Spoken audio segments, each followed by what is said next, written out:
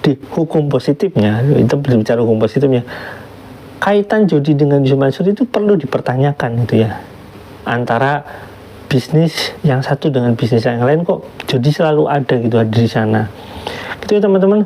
Jadi judi ini pelaku atau judi ini otak gitu ya, atau dua-duanya otak dan dua-duanya pelaku.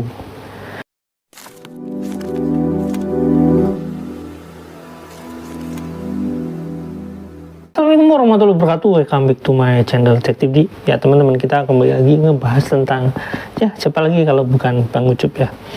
Nah teman-teman, masih ingat ya waktu di wawancara di sebuah talk show ya, di Hotman. Teman-teman tahu lah siapa Hotman. Yusuf Mansur menjelaskan tentang bagaimana kronologi kasus Hotel City itu terjadi. Tapi di sana nggak sesuai dengan histori, sebenarnya nggak lengkap gitu ya, nggak jelas sebenarnya unsurnya bagaimana, terus kenapa sampai terjadi seperti itu gitu. Bahwasanya dia menolak melakukan pembayaran karena kalau misalkan dia melakukan pembayaran nanti yang lain juga minta. Nah ini jadi masalah. Yusuf Mansur itu kan mengucapkan sesuatu yang berkaitan dengan sedekah teman-teman. Nah lebih baiknya kita lihat dulu video berikut ya teman-teman. Yuk check it out. Itu teman-teman videonya, teman-teman itu video yang berkaitan dengan Hotman ya, di acara Hotman itu. Nah kita jarang sekali menemukan dokumentasi, jarang ya, bukan berarti nggak ada, jarang menemukan dokumentasi yang berkaitan dengan kepanitiaan Yusuf Mansur. Nah teman-teman perlu ketahui bahwasanya ini sudah menjadi rahasia umum sebenarnya, bahwasanya setiap ustadz, dalam tanda kutip ya, ustadz artis gitu ya, ngartis gitu ya, ustadz yang artis itu selalu punya panitia yang berkaitan dengan penjadwalan, yang berkaitan dengan penerimaan uang, tim dan sebagainya, akomodasi dan sebagainya. Nah teman-teman, seperti juga yang berlaku dengan Yusuf Mansur ya teman-teman. Yusuf Mansur itu punya tim yang kata Ustadz Abdul itu bahkan tim pembuat cerita juga ada gitu ya. Nah Yusuf Mansur punya tim yang berkaitan dengan persiapan kepanitiaan dia gitu, terutama kedatangannya kapan, terus tiket dan lain-lain semuanya gitu ya, berkaitan dengan itu, termasuk dengan pengolahan uang sedekah. Jadi setelah ceramah itu ada berkaitan dengan sedekah. Nah teman-teman, karena ini jarang sekali kita menemukan videonya, walaupun ada yang pernah mengaku tentang berkaitan dengan ya sedekah yang pada akhirnya dibawa sama panitia Yusuf Mansur, tapi karena nggak ada videonya makanya agak sulit. Nah kebetulan ini ada video di Korea ya, satu kejadian yang memang mungkin sudah diantisipasi sama Yusuf Mansur, cuma ya jebol aja sebenarnya. Nah teman-teman, kita lihat dulu video perbandingan antara video yang Hotman Paris yang itu dengan yang ini teman-teman. Yuk check it out. Perubahan. Nanya nih Gusti Allah, bener nih kalau sholat 4 rakaat yang rezeki ini bener nih, kalau bener singkurin sholat nih. Tapi karena Rasulullah yang ngomong, masa kita nggak percaya sih? Sami awal pasang sejadah, sholat duha 4 rakaat, dua-dua. Baru dapat 2 rakaat, pintu rumah udah ditutup. Sekarang kalau Mas Rahmat sedekah yang 30, pegang. Jadi berapa? 310. 310. Pilih yang mana? Yang 310.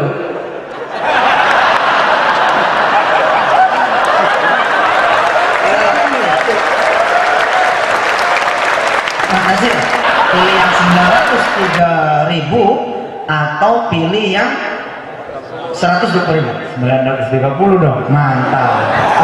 Insya Allah. Insya Allah.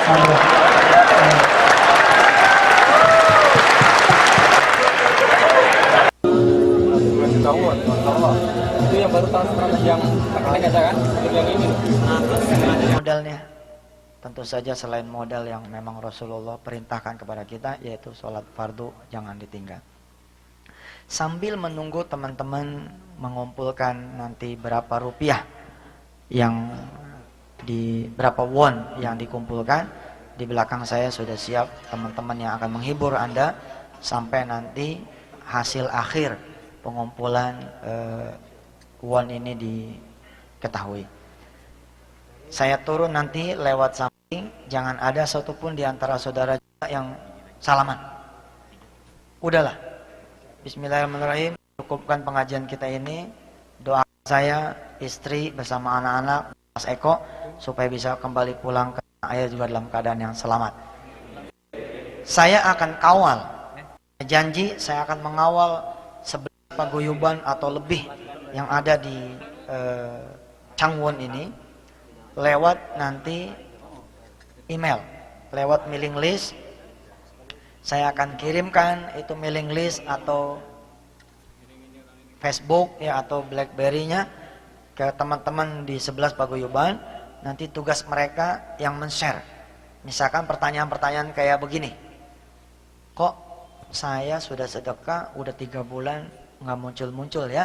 Nah, saudara kan nggak ketemu saya lagi, tapi saya janji, I keep my word. Insya Allah mudah-mudahan saya akan hadiahkan Anda dengan 1-2 artikel, tergantung nanti teman-teman Changwon-nya kuat berapa banyak.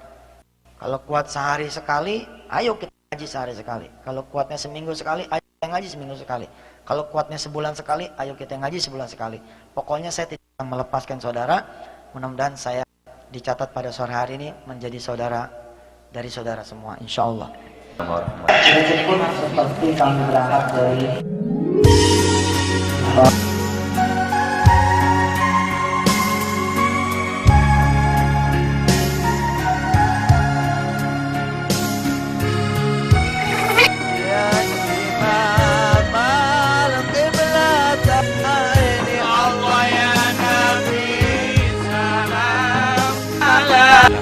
ditemukan sebuah handphone merek Anycall Show. Silahkan bagi rekan-rekan yang berada di belakang bisa menghubungi saya. Kemudian bagi jamaah akhwat yang akan menyisihkan sebagian hartanya ingin berinfak, berjuang di jalan Allah bagaimana telah yang dipaparkan oleh Al-Ustaz Bapak Kiai Haji Yusuf Mansur, silahkan untuk sama-sama mengumpulkannya di bawah. Nah, itu teman-teman, itu video yang ada di Korea, dan itu katanya sekitar 2009 ya, tapi itu diupload di 2010 teman-teman. Nah, kalau kita perbandingkan dalam video satu dengan video yang berikutnya, ini video lama sekali ya teman-teman. Kalau kita lihat histori Yusuf Mansur dari video lama ke video baru, lebih gila lagi. Yusuf Mansur itu di tahun-tahun 2017, 2018, 2019 kesini lebih gila lagi sebelum COVID ya teman-teman. Nah, setelah COVID pun masih ada sebenarnya video yang lebih gila gitu ya, tentang bagaimana dia mengumpulkan sedekah ya teman-teman. Ini kita bicara tentang sedekahnya ya, bagaimana Yusuf Mansur meraup sedekah dari masyarakat. Nah, di hadapan Hotman dia mengaku memaksa orang sedekah, tapi nggak suruh minta copotin gelangnya. Itu padahal ada videonya juga ya yang maksa seperti itu.